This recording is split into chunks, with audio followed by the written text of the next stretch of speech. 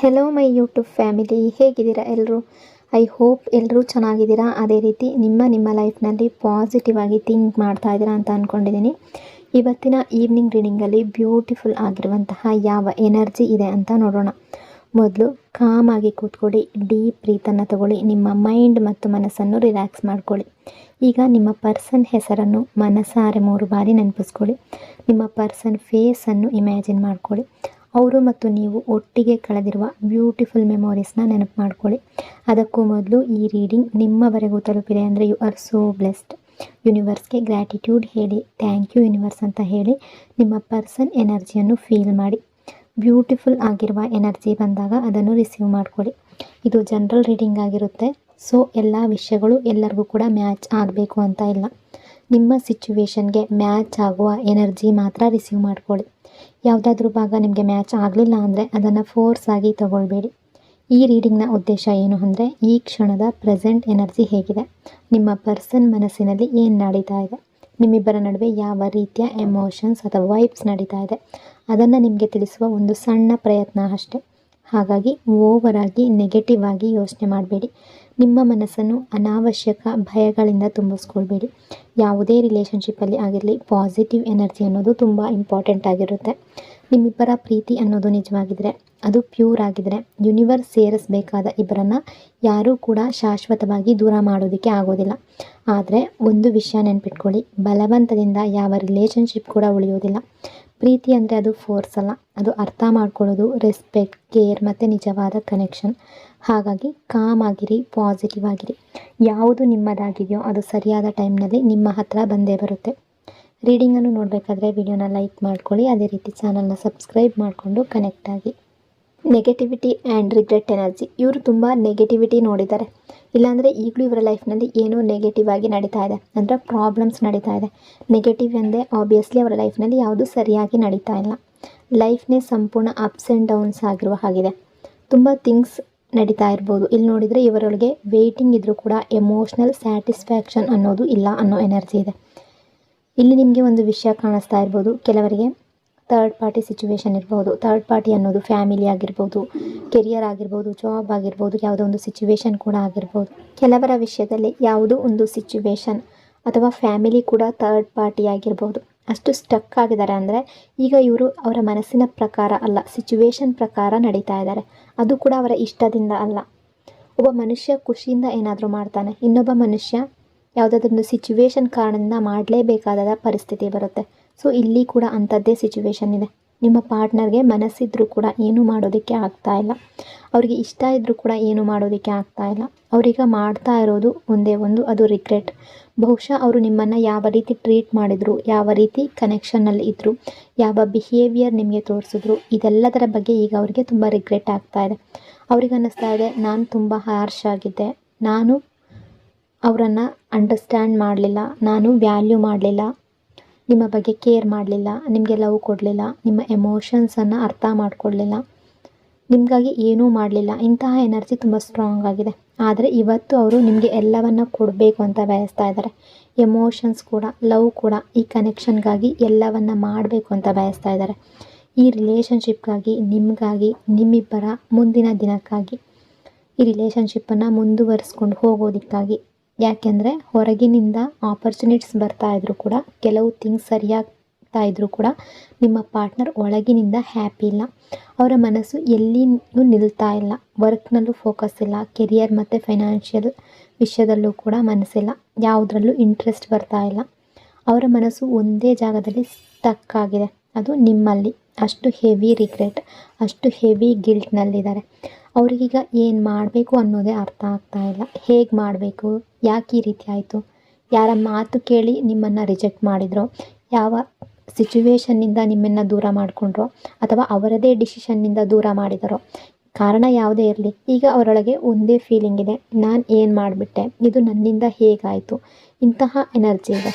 Regret, stuck and distance energy. ಅವರಿಗೆ ಈಗ ಒಳಗಿನಿಂದ ತುಂಬ ರಿಗ್ರೆಟ್ ಇದೆ.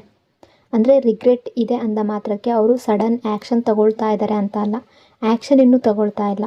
ಅವರೀಗ ಮಾಡ್ತಾ ಇರೋದು ಒಂದೇ ಒಂದು, ಕೂತ್ಕೊಂಡು ಮತ್ತೆ ಮತ್ತೆ ಯೋಚನೆ ಮಾಡೋದು, ಓವರ್ ಥಿಂಕಿಂಗ್ ಮಾಡೋದು. ಇದರಿಂದ ಅವರು ಸಂಪೂರ್ಣ ಸ್ಟಕ್ ಆಗಿರುವ ಎನರ್ಜಿಯಲ್ಲಿದ್ದಾರೆ. ಅವ್ರಿಗೆ ಅನ್ನಿಸ್ತಾ ಇದೆ, ಎಲ್ಲೋ ಮುಗ್ದೋಯ್ತೇನೋ, ಎಲ್ಲವೂ ಹಾಳಾಯ್ತೇನೋ. ಇನ್ನೊಂದು ವಿಷಯ ಏನಂದರೆ, ಒಂದು ಸಲ ಟ್ರೈ ಮಾಡೋಣ ಅನ್ನೋ ಎಫರ್ಟ್ ಕೂಡ ಅವರು ಮಾಡ್ತಾ ಇಲ್ಲ.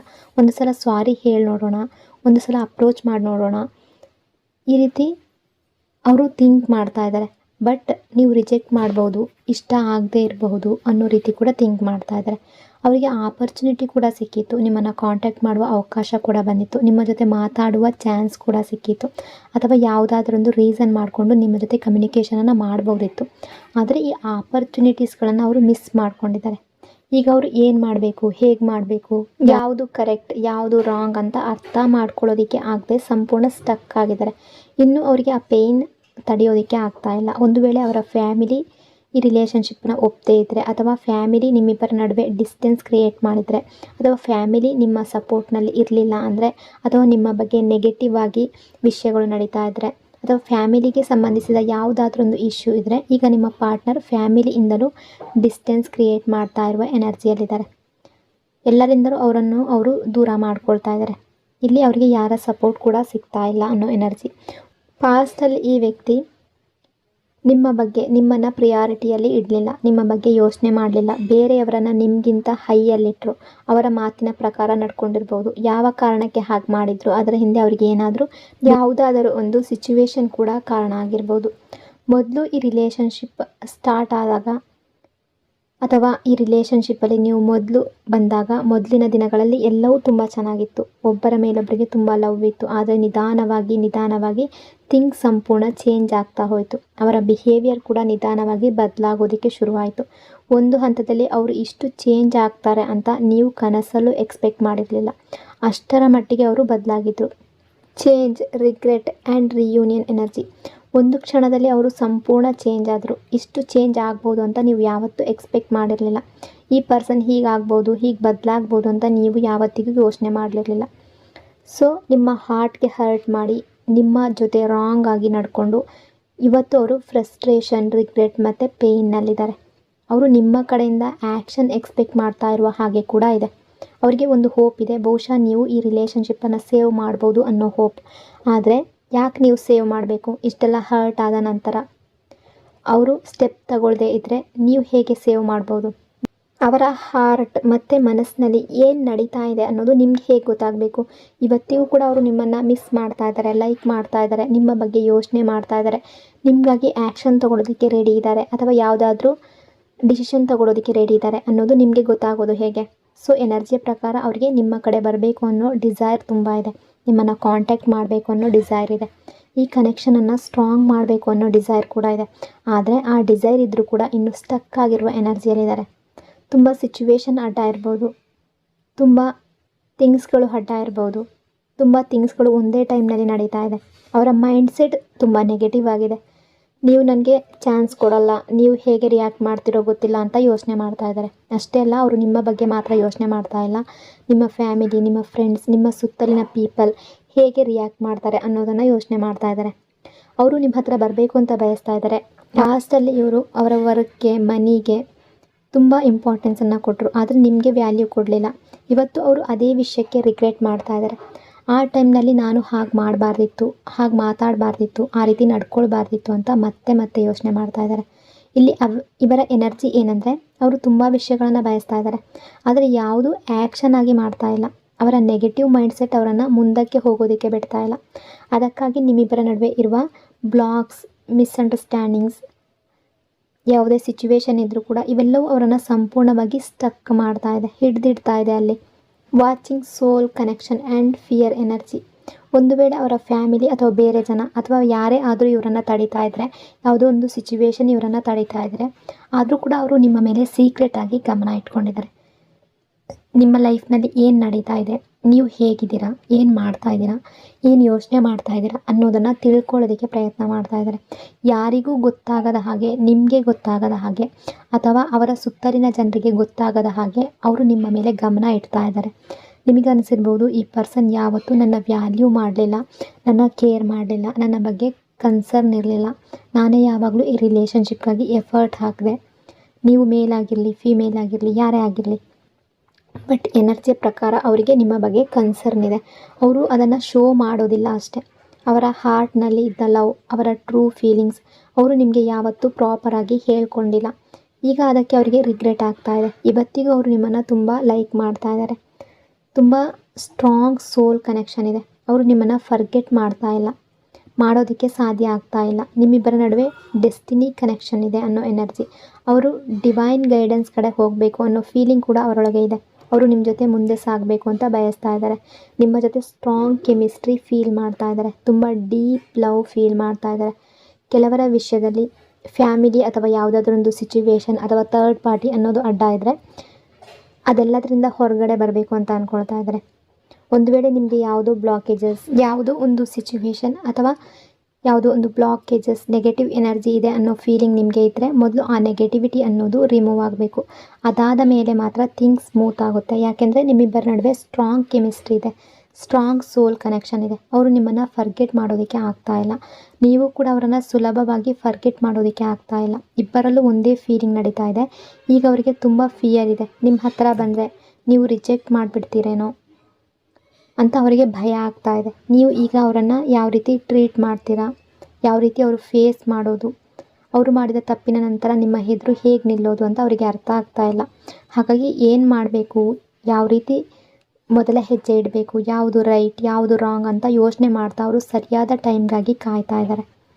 Divine timing, apology and surprise energy. ಅವರು ಸರಿಯಾದ ಟೈಮ್ಗಾಗಿ ಕಾಯ್ತಾ ಇರೋದು. ಸಮಯ ಸರಿಯಾಗುವವರೆಗೂ ವೆಯ್ಟ್ ಮಾಡ್ತಾ ಇರುವ ಹಾಗೆ ಕಾಣಿಸ್ತಾ ಇದೆ. ಆದರೆ ಒಂದು ವಿಷಯ ತುಂಬ ಕ್ಲಿಯರ್ ಆಗಿದೆ. ಅವರು ನಿಮ್ಮ ಹತ್ರ ಬರಲೇಬೇಕು, ನಿಮ್ಮನ್ನು ಅಪ್ರೋಚ್ ಮಾಡಬೇಕು. ಯಾಕೆಂದರೆ ನಿಮ್ಮಿಬ್ಬರ ಡೆಸ್ಟಿನಿ ಒಂದಕ್ಕೊಂದು ಕನೆಕ್ಟೆಡ್ ಆಗಿರುವ ಎನರ್ಜಿ. ನಿಮ್ಮ ಬಗ್ಗೆ ಥಿಂಕ್ ಮಾಡ್ತಾ ಇದ್ದಾರೆ, ಕನೆಕ್ಟೆಡ್ ಆಗಿದ್ದಾರೆ. ಯಾವುದೇ ರೀತಿಯಾದರೂ ಅವರು ನಿಮ್ಮ ಕಡೆ ಬರಲೇಬೇಕು. ಕೆಲವರ ವಿಷಯದಲ್ಲಿ ಸ್ವಲ್ಪ ಡಿಲೇ ಆಗ್ಬೋದು, ಆದರೆ ಕೊನೆಗೆ ಅವರು ನಿಮ್ಮ ಕಡೆಗೆ ಆ್ಯಕ್ಷನ್ ತಗೊಳ್ಳುವ ಎನರ್ಜಿ ಇದೆ. ಇವತ್ತಿಗೂ ಅವರು ನಿಮ್ಮ ಮೆಮೊರೀಸ್ನಲ್ಲಿದ್ದಾರೆ, ನಿಮ್ಮ ಲವ್ನಲ್ಲಿದ್ದಾರೆ. ನಿಮ್ಮ ಲವ್, ನಿಮ್ಮ ಎಮೋಷನ್ಸ್, ನಿಮ್ಮ ಕೇರ್ ಇವೆಲ್ಲವೂ ಅವರ ಹಾರ್ಟ್ ಮೇಲೆ ತುಂಬ ಡೀಪ್ ಗುರುತಾಗಿದೆ. ಅವರು ನಿಮ್ಮ ಬಳಿ ಬಂದು ಅವರ ಮನಸ್ಸಿನಿಂದ ಸಾರಿ ಹೇಳಬೇಕು ಅನ್ನೋ ಆಸೆ ಇಟ್ಕೊಂಡಿದ್ದಾರೆ. ಅವರ ತಪ್ಪಿಗಾಗಿ ನಿಜವಾದ ಅಪಾಲಜಿ ಕೊಡಬೇಕು ಅನ್ನೋ ಫೀಲಿಂಗ್ ಅವರೊಳಗೆ ಇದೆ. ಯಾಕೆಂದರೆ ಅವರು ಮಾಡಿದ ತಪ್ಪಿನ ಅರಿವು ಈಗ ಅವರಿಗಾಗಿದೆ. ಈಗ ಅವರೊಳಗೆ ಒಂದು ಆಸೆ ಇದೆ, ನಿಮ್ಮ ಲೈಫ್ಗೆ ಬಂದು ನಿಮ್ಮನ್ನು ಸರ್ಪ್ರೈಸ್ ಮಾಡಬೇಕು, ಅಕಸ್ಮಾತಾಗಿ ನಿಮ್ಮ ಮುಂದೆ ಬರಬೇಕು. ಈ ಚೇಂಜ್ ಕೂಡ ಸಡನ್ನಾಗಿ ನಡೆಯುವ ಎನರ್ಜಿ ಇದೆ. ಇದು ಯಾವಾಗ ಆಗುತ್ತೆ ಅನ್ನೋದು ಅವರಿಗೂ ಕೂಡ ಗೊತ್ತಿಲ್ಲ, ನಿಮಗೂ ಗೊತ್ತಿರೋದಿಲ್ಲ. ಆದರೆ ಒಂದು ದಿನ ಅಥವಾ ಒಂದು ಟೈಮ್ನಲ್ಲಿ ಅಕಸ್ಮಾತಾಗಿ ಅವರ ಕಾಲ್ ನಿಮಗೆ ಸಡನ್ನಾಗಿ ಬರುವ ಎನರ್ಜಿ ಇದೆ. ಒಂದು ಮಿಸ್ಡ್ ಕಾಲ್ ಆಗಿರ್ಬೋದು, ನೋಡಿದಾಗ ಅದು ಅವರದ್ದೇ ಆಗಿರ್ಬೋದು. ನಿಮ್ಮಲ್ಲಿ ಕೆಲವರು ಹೇಳ್ಬೋದು, ನಾನು ಅವರನ್ನು ಬ್ಲಾಕ್ ಮಾಡಿದ್ದೀನಿ ಅಂತ. ಬ್ಲಾಕ್ ಮಾಡಿದರೂ ಕೂಡ ಅವರು ಬೇರೆ ನಂಬರ್ನಿಂದ ಅಥವಾ ಬೇರೆ ಯಾರಾದಾದ್ರ ಮೂಲಕ ನಿಮ್ಮನ್ನು ಕಾಂಟ್ಯಾಕ್ಟ್ ಮಾಡೋದಕ್ಕೆ ಪ್ರಯತ್ನ ಮಾಡ್ಬೋದು. ಯಾಕೆಂದರೆ ಅವರು ನಿಮ್ಮನ್ನು ಅಪ್ರೋಚ್ ಮಾಡಲೇಬೇಕು ಅನ್ನೋ ಎನರ್ಜಿಯಲ್ಲಿದ್ದಾರೆ. ಅವರು ನಿಮ್ಮ ಜೊತೆ ಮಾತಾಡಲೇಬೇಕು. ಅಕಸ್ಮಾತಾಗಿ ಥಿಂಗ್ಸ್ ಚೇಂಜ್ ಆಗ್ತಾ ಇದೆ. ಈ ಸರ್ಪ್ರೈಸ್ ನಿಮ್ಮ ಲೈಫ್ನಲ್ಲಿ ಬರ್ಬೋದು.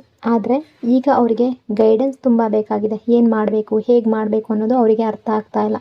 ಅವರ ಲೈಫ್ನಲ್ಲಿ ಚಾಲೆಂಜಸ್ ತುಂಬ ಇದೆ, ತುಂಬ ಸಿಚುವೇಶನ್ ಇದೆ. ಅವರ ಲೈಫ್ ಈಗ ದೊಡ್ಡ ಬೆಟ್ಟ ಹತ್ತುವಷ್ಟು ಸಿಚುವೇಶನ್ ನಡುವೆ ಇದ್ದಾರೆ. ಒಂದರ ಹಿಂದೆ ಒಂದು ಪ್ರಾಬ್ಲಮ್ಸ್ ಬರ್ತಾ ಇದೆ. ಸಂಪೂರ್ಣವಾಗಿ ಸ್ಟಕ್ ಆಗಿದ್ದಾರೆ, ತುಂಬ ಡಿಸ್ಟರ್ಬ್ಡ್ ಆಗಿದ್ದಾರೆ. ಏನು ಮಾಡಬೇಕು ಅನ್ನೋದು ಅವರಿಗೆ ಅರ್ಥ ಆಗ್ತಾ ಇಲ್ಲ. ನಿಮ್ಮ ಬಗ್ಗೆ ಅವರು ಥಿಂಕ್ ಅನ್ನೋದು ಜಾಸ್ತಿ ಆಗ್ತಾ ಇದೆ. Healing, positivity and long term commitment energy. ಅವರ ಮನಸ್ಸಿನಲ್ಲಿ ನೀವು ಮಾತ್ರ ಇದ್ದೀರಾ. ಅವರು ನಿಮ್ಮ ಬಗ್ಗೆ ಯೋಚನೆ ಮಾಡ್ತಾ ಇದ್ದಾರೆ. ಈ ಕನೆಕ್ಷನ್ ಹೀಲ್ ಆಗಬೇಕು ಅನ್ನೋ ಆಸೆ ಅವರೊಳಗೆ ತುಂಬ ಸ್ಟ್ರಾಂಗ್ ಆಗಿದೆ. ನಿಮ್ಮಿಂದ ದೂರ ಹೋಗಿದ್ದು, ನಿಮ್ಮಿಂದ ಡಿಸ್ಟೆನ್ಸ್ ಕ್ರಿಯೇಟ್ ಮಾಡ್ಕೊಂಡಿದ್ದು ಅವರಿಗೆ ಯಾವ ರೀತಿಯಲ್ಲೂ ಪೀಸ್ ಕೊಡ್ತಾ ಇಲ್ಲ. ಯಾರಿಗಾಗಿ, ಯಾವ ಸಿಚುವೇಶನ್ಗಾಗಿ ಅಥವಾ ಯಾರ ಮಾತಿಗಾಗಿ ಅವರು ನಿಮ್ಮನ್ನು ಸ್ಯಾಕ್ರಿಫೈಸ್ ಮಾಡಿದ್ರು, ಈಗ ಅವರಿಗೆ ಅವರ ಹ್ಯಾಪಿನೆಸ್ ಬೇಕಾಗಿದೆ. ಅವರಿಗೆ ಅವರ ಲವ್ ಬೇಕಾಗಿದೆ. ಆ ಹ್ಯಾಪಿನೆಸ್ ಅವರಿಗೆ ಸಿಗೋದು ನಿಮ್ಮಿಂದಲೇ. ಆ ಲವ್ ಅವರಿಗೆ ಸಿಕ್ಕಿದ್ದು ಕೂಡ ನಿಮ್ಮಿಂದಲೇ. ಅವರು ಕೂಡ ಈಗ ಒಳಗಿನಿಂದ ಅನ್ಹೀಲ್ಡ್ ಆಗಿದ್ದಾರೆ. ಅವರ ಆ್ಯಕ್ಷನ್ಗಳಿಂದ ನೀವು ಮೆಂಟಲಿ ಡಿಸ್ಟರ್ಬ್ಡ್ ಆಗಿದ್ದೀರಾ. ಹಾಗೆ ಅವರು ಕೂಡ ಡಿಸ್ಟರ್ಬ್ಡ್ ಆಗಿದ್ದಾರೆ. ನೀವು ಅನ್ಹೀಲ್ಡ್ ಆಗಿದ್ದರೆ ಅವರು ಕೂಡ ಅನ್ಹೀಲ್ಡ್ ಆಗಿದ್ದಾರೆ. ಅವರೊಳಗೆ ತುಂಬ ಎಮೋಷ್ನಲ್ ಬ್ಲಾಕ್ಸ್ ಇದೆ. ಅವ್ರಿಗೆ ಹೀಲಿಂಗ್ ಬೇಕಾಗಿದೆ. ಅವ್ರಿಗೆ ಹೀಲಿಂಗ್ ಸಿಗೋದು ನಿಮ್ಮ ಜೊತೆ ಪಾಸಿಟಿವ್ ಆಗಿರೋದ್ರಿಂದ ಅಥವಾ ಪಾಸಿಟಿವ್ ಮೈಂಡ್ಸೆಟ್ ಬೆಳೆಸ್ಕೊಂಡಾಗ ಮಾತ್ರ. ಈಗ ಅವರ ಮೈಂಡ್ಸೆಟ್ ಪಾಸಿಟಿವ್ ಆಗಿಲ್ಲ. ಕೆಲವೊಂದು ವಿಷಯಗಳಲ್ಲಿ ನೆಗೆಟಿವ್ ಆಗಿ ಥಿಂಕ್ ಮಾಡ್ತಾ ಇದ್ದಾರೆ. ಅದರಿಂದ ಕೆರಿಯರ್ ಮೇಲೂ ಅದು ಇಂಪ್ಯಾಕ್ಟ್ ಆಗ್ತಾ ಇದೆ. ಫೈನಾನ್ಷಿಯಲ್ ಮೇಲೂ ಇಂಪ್ಯಾಕ್ಟ್ ಆಗ್ತಾ ಇದೆ. ಪರ್ಸ್ನಲ್ ಲೈಫ್ ಮೇಲೂ ಅದರ ಎಫೆಕ್ಟ್ ಇದೆ. ಹೀಲಿಂಗ್ ಆದಮೇಲೆ ನಿಮ್ಮಿಬ್ಬರ ನಡುವೆ ಥಿಂಗ್ಸ್ ತುಂಬ ಸ್ಮೂತಾಗಿ ಮೂವ್ ಆಗುವ ಎನರ್ಜಿ ಇದೆ. ಹಾಗಾಗಿ ಮೊದಲು ನೆಗೆಟಿವಿಟಿ ದೂರ ಆಗಬೇಕು, ಆಮೇಲೆ ಹೀಲಿಂಗ್ ಆಗಬೇಕು. ಅದಾದಾಗ ಮಾತ್ರ ಥಿಂಗ್ಸ್ ಪ್ರಾಪರಾಗಿ ವರ್ಕ್ ಆಗುತ್ತೆ. ಅರ್ಧದಲ್ಲೇ ಬಿಟ್ಟರೆ ಕಂಪ್ಲೀಟ್ ರಿಸಲ್ಟ್ ಅನ್ನೋದು ಸಿಗೋದಿಲ್ಲ. ಇನ್ನೊಂದು ವಿಷಯ, ಪಾಸಿಟಿವ್ ಆಗಿರೋದು ತುಂಬ ಅಂದರೆ ತುಂಬ ಮುಖ್ಯ. ನಿಮ್ಮ ಫೇತ್ನಲ್ಲಿ ಸ್ಟ್ರಾಂಗ್ ಆಗಿರಿ, ಪ್ರೇಯರ್ ಮಾಡಿ, ಡಿವೈನ್ ಮೇಲೆ ಟ್ರಸ್ಟ್ ಇಡಿ. ಯಾಕೆಂದರೆ ಪಾಸಿಟಿವ್ ಎನರ್ಜಿ ಇದ್ದಾಗ ಮಾತ್ರ ಪಾಸಿಟಿವ್ ಥಿಂಗ್ಸ್ ನಿಮ್ಮ ಲೈಫ್ಗೆ ಬರುತ್ತೆ. ಪಾಸಿಟಿವ್ ಮೈಂಡ್ಸೆಟ್ ತುಂಬ ಮುಖ್ಯ. ಈಗ ಅವರಿಗೆ ಒಂದು ದೊಡ್ಡ ರಿಯಲೈಸೇಷನ್ ಆಗಿದೆ. ಮೊದಲು ಅವರಿಗೆ ಅವರ ಫ್ರೀಡಮ್ ಮಾತ್ರ ಮುಖ್ಯ ಆಗಿತ್ತು, ಅವರ ಇಷ್ಟದಂತೆ ಇರಬೇಕು ಅನ್ನೋ ಯೋಚನೆ ಇತ್ತು. ಆದರೆ ಈಗ ಹಾಗಿಲ್ಲ. ಈಗ ಅವರು ನಿಮ್ಮನ್ನು ಮತ್ತೆ ಕಳ್ಕೊಳ್ಳೋದಕ್ಕೆ ಬಯಸ್ತಾ ಇಲ್ಲ, ನಿಮ್ಮಿಂದ ದೂರ ಹೋಗೋದಕ್ಕೆ ಬಯಸ್ತಾ ಇಲ್ಲ, ನಿಮ್ಮ ಜೊತೆ ಡಿಸ್ಟೆನ್ಸ್ ಕ್ರಿಯೇಟ್ ಮಾಡೋದಕ್ಕೆ ಬಯಸ್ತಾ ಇಲ್ಲ. ಈಗ ಅವ್ರಿಗೆ ನೀವು ಬೇಕು, ಯಾವ ಪರಿಸ್ಥಿತಿಯಲ್ಲಾದರೂ. ಈಗ ಅವರು ತುಂಬ ಥಿಂಕ್ ಮಾಡುವ ಎನರ್ಜಿಯಲ್ಲಿದ್ದಾರೆ. ಹೊರಗಡೆ ಹ್ಯಾಪಿ ಇರುವ ಹಾಗೆ ಮಾಸ್ಕ್ ಹಾಕ್ಕೊಂಡಿರ್ಬೋದು, ಆದರೆ ಒಳಗಿನಿಂದ ಹ್ಯಾಪಿ ಇಲ್ಲ. ಯಾವುದನ್ನು ಎಂಜಾಯ್ ಮಾಡೋದಕ್ಕೆ ಆಗ್ತಾ ಇಲ್ಲ, ಲೈಫ್ನಲ್ಲಿ ಏನನ್ನು ಪ್ರಾಪರಾಗಿ ಫೀಲ್ ಮಾಡೋದಕ್ಕೆ ಆಗ್ತಾ ಇಲ್ಲ. ಅವರನ್ನೇ ಅವರು ಅಂಡರ್ಸ್ಟ್ಯಾಂಡ್ ಮಾಡ್ಕೊಳ್ಳೋದಕ್ಕೆ ಆಗ್ತಾ ಇಲ್ಲ. ಯಾಕೆಂದರೆ ಅವರು ತುಂಬ ಡೀಪ್ ಗಿಲ್ಟ್ನಲ್ಲಿದ್ದಾರೆ. ನಿಮ್ಮಿಂದ ದೂರ ಹೋಗಿದ್ದು, ನಿಮ್ಮ ಜೊತೆ ತಪ್ಪು ಮಾಡಿದ್ದು, ಅದಕ್ಕಾಗಿ ತುಂಬ ರಿಗ್ರೆಟ್ ಮಾಡ್ತಾ ಇದ್ದಾರೆ. ಒಳಗಿನಿಂದ ತುಂಬ ಫೀಲ್ ಮಾಡ್ತಾ ಇದ್ದಾರೆ, ನಾನು ಏನು ಮಾಡಿಬಿಟ್ಟೆ, ಈ ರಿಲೇಷನ್ಶಿಪ್ಪನ್ನು ಮತ್ತೆ ಹೇಗೆ ಫಿಕ್ಸ್ ಮಾಡಲಿ ಅಂತ ಮತ್ತೆ ಯೋಚನೆ ಮಾಡ್ತಾ ಇದ್ದಾರೆ. ಇಲ್ಲಿ ಸ್ಟ್ರಾಂಗ್ ಸೋಲ್ ಕನೆಕ್ಷನ್ ಕೂಡ ಇದೆ. ನಿಮ್ಮಿಬ್ಬರ ರಿಲೇಷನ್ಶಿಪ್ ಸಾಮಾನ್ಯವಾಗಿರುವಂತಹ ರಿಲೇಷನ್ಶಿಪ್ ಅಲ್ಲ. ನೀವು ಕೊಟ್ಟ ಲವ್, ಕೇರ್, ಎಮೋಷನ್ಸ್ ಅವರು ಫರ್ಗೆಟ್ ಮಾಡೋದಕ್ಕೆ ಆಗ್ತಾ ಇಲ್ಲ. ಅವರು ರಿಗ್ರೆಟ್ ಮಾಡೋದು ಕೂಡ ನಾರ್ಮಲ್ ಅದು. ಯಾಕೆಂದರೆ ಅವ್ರು ಏನನ್ನು ದೂರ ಮಾಡ್ಕೊಂಡಿದ್ದಾರೆ ಅನ್ನೋದು ಅವ್ರಿಗೆ ಗೊತ್ತಾಗಬೇಕು. ಆಗ ಮಾತ್ರ ಮುಂದೆ ಅದೇ ತಪ್ಪನ್ನು ರಿಪೀಟ್ ಮಾಡೋದಿಲ್ಲ. ಅವರು ನಿಮ್ಮನ್ನು ಹೋಗೋದಕ್ಕೆ ಬಿಡೋದಕ್ಕೆ ಬಯಸ್ತಾ ಇಲ್ಲ, ಅವರಿಂದ ದೂರ ಆಗೋದಕ್ಕೆ ಬಯಸ್ತಾ ಇಲ್ಲ, ಯಾವ ಪರಿಸ್ಥಿತಿಯಲ್ಲೂ ಬಿಡೋದಕ್ಕೆ ಬಯಸ್ತಾ ಇಲ್ಲ. ಈಗ ಅವರ ಅಟೆನ್ಷನ್ ಸಂಪೂರ್ಣ ನಿಮ್ಮ ಮೇಲಿದೆ. ಅವರು ನಿಮ್ಮ ಬಗ್ಗೆ ಯೋಚನೆ ಮಾಡ್ತಾ ಇದ್ದಾರೆ.